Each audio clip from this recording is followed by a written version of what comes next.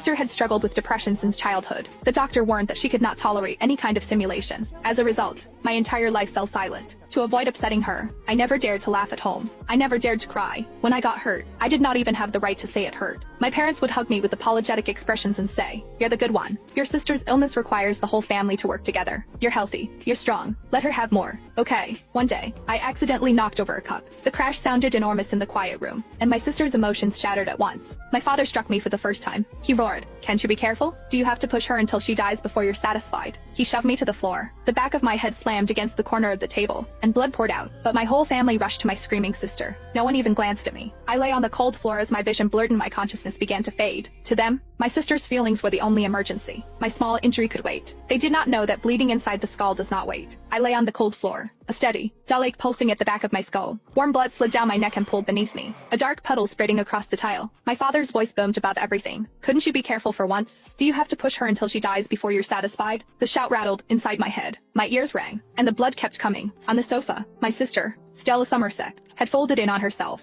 She drew her knees to her chest. Her shoulders shook. Both hands clamped over her ears as she shrieked, sharp enough to sting. She did it on purpose. "She wants me dead. Make her go away. Go away." My mother knelt in front of her and rubbed her back in slow circles. Her voice turned soft and sing-song. "It's okay, baby. It's okay. Mommy's here." The bad sister went away. I tried to push myself up. The room tilted hard to the left, then lurched back. Dizziness punched through me, and I collapsed again with my cheek against the floor. The edges of my vision darkened. Black crept in like smoke and swallowed the corners first. "Dad, Mom." My voice came out thin, almost nothing. No one turned. My sight blurred. The ceiling faded into a pale smear. Somewhere beyond it, old memories surfaced, as if they had waited for the moment I finally stopped fighting them. I saw myself running home with a certificate clutched in both hands. I had earned first place in my grade. My heart had felt too big for my chest. "Mom, I got." I shoved the door open. Breathless, the words spilled out. Before I could finish, she snatched the certificate from my hands and shoved it into a drawer, as if it were contraband. "Rainy," she whispered, panic in her voice. "Don't let your sister see it." She lowered her voice even further. "You know how this goes. If you do well, it will set her off." I stood in the doorway with my arms still half extended, as if my body had not received the message. My smile froze. "But Mom, it's the first time I ever got first place," I said. My voice shook.